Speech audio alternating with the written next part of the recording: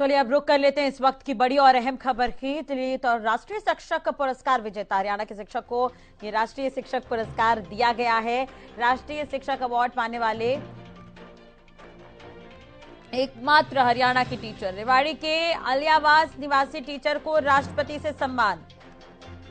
तो सत्यपाल सिंह को राष्ट्रीय शिक्षक पुरस्कार से नवाजा गया। शिक्षक ने खुद के खर्च से तैयार की 3 राज्य स्तरीय लैब। कोविड काल में भी साइंस टीचर ने छात्रों के लिए वीडियो बनाए, किताबें लिखने समेत कई अहम उपलब्धियां हासिल कर चुके हैं। तो ये बेहद गौरव की बात है हरियाणा के लिए। कल हमने शिक्षक दिवस मनाया। शिक्षक दिवस के मौके पर गुरुओं का सम्मान किया जाता है, उन्हें याद किया जाता है।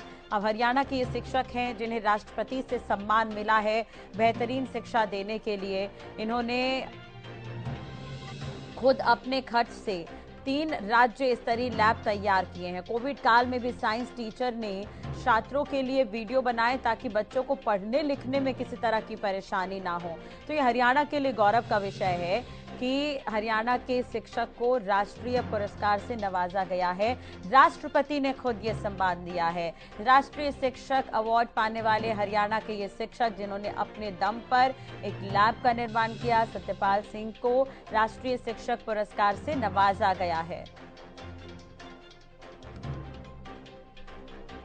तो राष्ट्रपति से सम्मान, उस वक्त की तस्वीर आप देख रहे हैं। शिक्षा के क्षेत्र में इनका अहम योगदान है। इन्होंने अपने खर्च से 3 लैब बनाए हैं।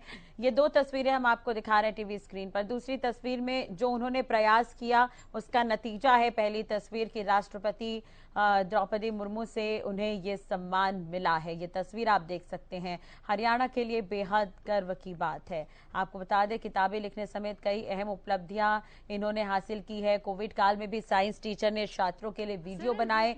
शिक्षक ने खुद के खर्च से तैयार की 3 राज्य स्तरीय लैब। सत्यपाल सिंह को राष्ट्रीय शिक्षक पुरस्कार से नवाजा गया। रेवाड़ी के आलियावास निवासी टीचर को राष्ट्रपति सम्मान दिया गया।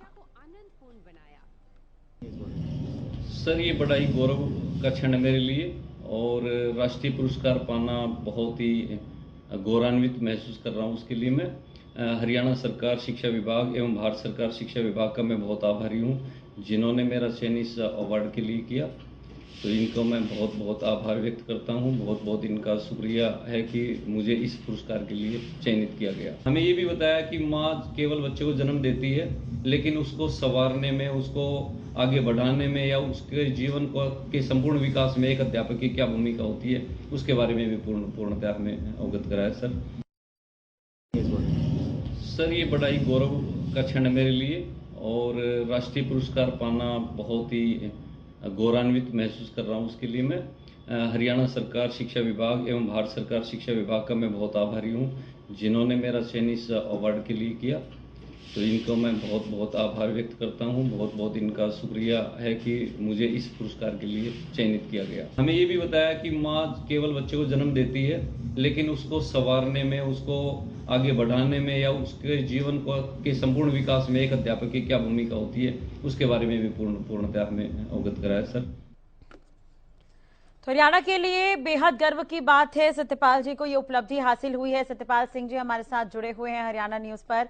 सत्यपाल जी, बहुत बहुत स्वागत है आपका हरियाणा न्यूज पर। और सबसे पहले तो तहे दिल से आपको बधाई और अग्रिम शुभकामनाएं। ये उपलब्धि आपने हासिल की है, देश और हरियाणा प्रदेश को गौरवान्वित आपने किया है। सर, इसका श्रेय किसे देंगे? कैसे आपने इसकी शुरुआत की और कैसे ये जो कुनबा है वो बढ़ता गया? आपने बच्चों के लिए बेहद और बहुत कुछ काम किए हैं। मैडम जी, पहले तो बहुत बहुत आपका आभार ज्ञापित और बहुत बहुत धन्यवाद। आप हमसे जुड़े जी। मैं संपूर्ण इस पुरस्कार के लिए सारे के सारे मेरे जो विद्यार्थी हैं उनको मैं इस पुरस्कार समर्पित करता हूं उन्हें, क्योंकि उन का जो प्रयास था राज्य स्तर पर जाने का, मैंने तो उनको एक मार्गदर्शक की भूमिका निभाई। बाकी उन्होंने अपने अथक प्रयास से और मेरे नाम को काफी ऊंचा किया राज्य स्तर पर और राष्ट्रीय स्तर पर। तो मेरे बच्चों को मैं समर्पित करता हूँ इस अवार्ड को। और इसमें मेरी माँ का काफी योगदान रहा, क्योंकि वो अनपढ़ होते हुए भी हमें बचपन से ही और शाम के समय भी वो हम जब तक पढ़ते रहते थे उस समय तक वो जगी रहती थी और काफी थकने के बाद में भी वो लगातार हमें मोटिवेट करती रहती थी कि बेटा आप पढ़ो, मैं जगी हुई हूँ। सुबह भी वो हमें 4 बजे उठा करके और चारपाई पर ही हमें जलपान करा करके और कह देती थी कि आप पढ़ो। तो उनको शिक्षा के बारे में अनपढ़ होते हुए भी पता था कि ये शिक्षा के क्या मूल्य होता है जीवन में। तो उनका भी क्रेडिट इस पुरस्कार के लिए मैं उनको भी कहना चाहूंगा कि उनका भी कहीं न कहीं बहुत अहम योगदान है इस पुरस्कार में। बाकी तो स्टूडेंट है वो मेरे लिए बहुत अहम है और उनको ही समर्पित है ये अवार्ड। बिल्कुल सर, एक चीज और है कि आपने काफी उपलब्धियां हासिल की है, जिसमें से एक ये भी है कि कोविड के वक्त आप बच्चों के लिए वीडियो बनाते थे ताकि उन्हें परेशानी ना हो। इसके अलावा आपने अपने खर्च से लैब बनाए हैं, तो ये कैसे मैनेज किया आपने? जी मैडम, यदि आपके पास समय है तो थोड़ा सा मैं हाईलाइट कर देता हूँ अपने जो अचीवमेंट है, ताकि और भी अध्यापक सुने तो वो भी इस तरह से कार्य करके।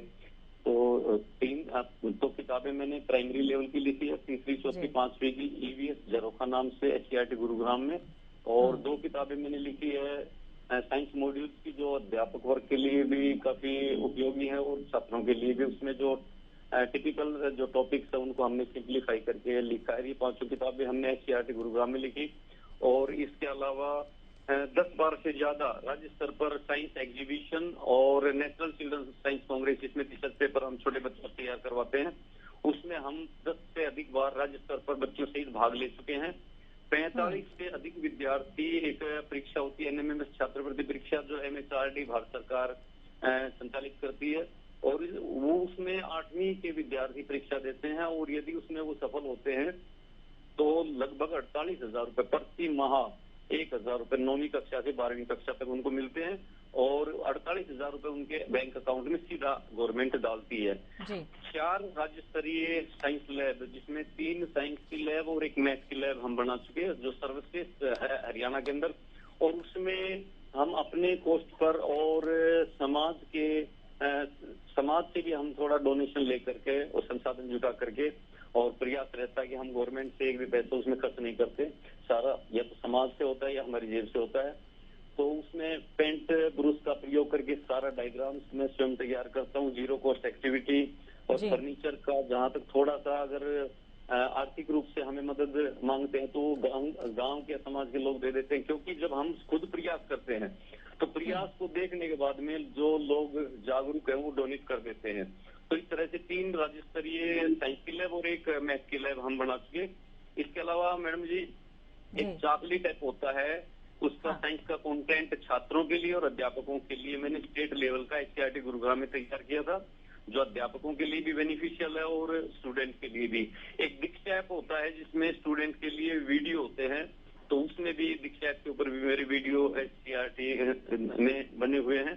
एक मॉडल मेकिंग वीडियो सबसे अधिक 21 वीडियो पूरे राज्य से सिलेक्ट हुए थे, जिसमें 7 अकेले मेरे वीडियो सिलेक्ट हुए थे SCRT के लिए। तो वो मॉडल मेकिंग वीडियो सबसे ज्यादा मेरे चयनित हुए थे।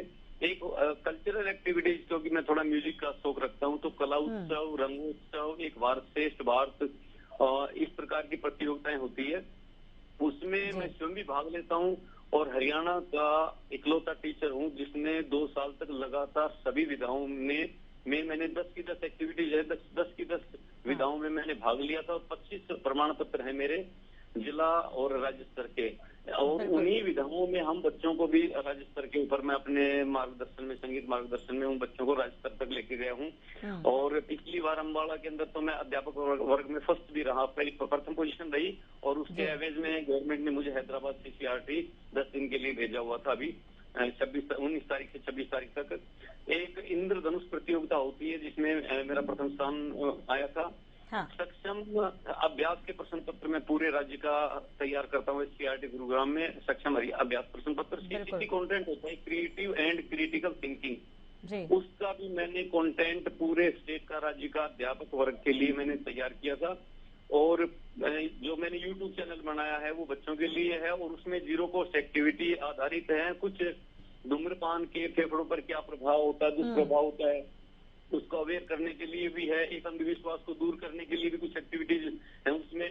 तो और भी उसमें मतदाता जागरूकता की भी मैंने रागनी बना रखी थी, उसमें वो सारे कंटेंट डाल रखे हैं। और पूरे साल जो है ऑनलाइन क्विज हर क्षेत्र की बना करके और बच्चों को मैं भेजता रहता हूँ, तो वो उसको अटेम्प्ट करते हैं। हाँ। और हरियाणा साइंस प्रमोशन एक प्रोग्राम होता है, उसमें मैंने मेवात और रेवाड़ी के लगभग 100 स्कूलों में मोबाइल वैन सहित जो 1 महीने के लिए आती है, उसमें मैं मास्टर ट्रेनर होता हूँ।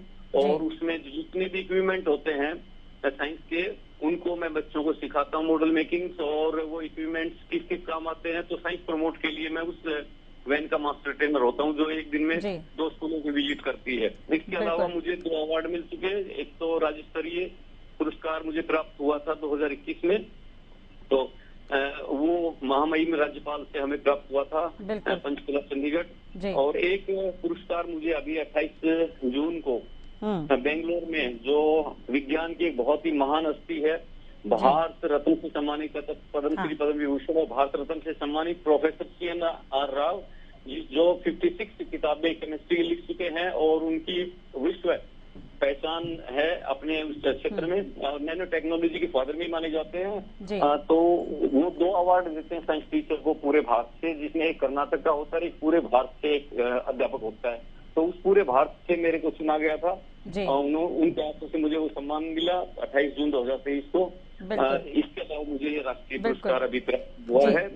हाँ। सभी बच्चों के आशीर्वाद और स्नेह है। बिल्कुल, और ये कड़ी मेहनत का ही नतीजा है कि आपको इतने सारे पुरस्कार और अवार्ड मिले हैं, और हम भी ये उम्मीद करेंगे कि आप आगे भी इस तरह के प्रयास आप निरंतर करते रहें और आपको ऐसे ही सराहा जाए, ऐसे ही पुरस्कार मिलते रहे। एक बार फिर से आपका बहुत बहुत शुक्रिया हमारे साथ जुड़ने के लिए, अपना एक्सपीरियंस साझा करने के लिए। तो सत्यपाल जी हमारे साथ जुड़े हुए थे, जिन्होंने अपने अनुभव साझा किए हैं, हरियाणा के हीरो, समाज के गुरु। जी हाँ, आप ऐसा कह सकते हैं, क्योंकि हरियाणा के इकलौते जो शिक्षक है जिन्हें ये राष्ट्रपति सम्मान मिला है। चलिए, इसी के साथ ही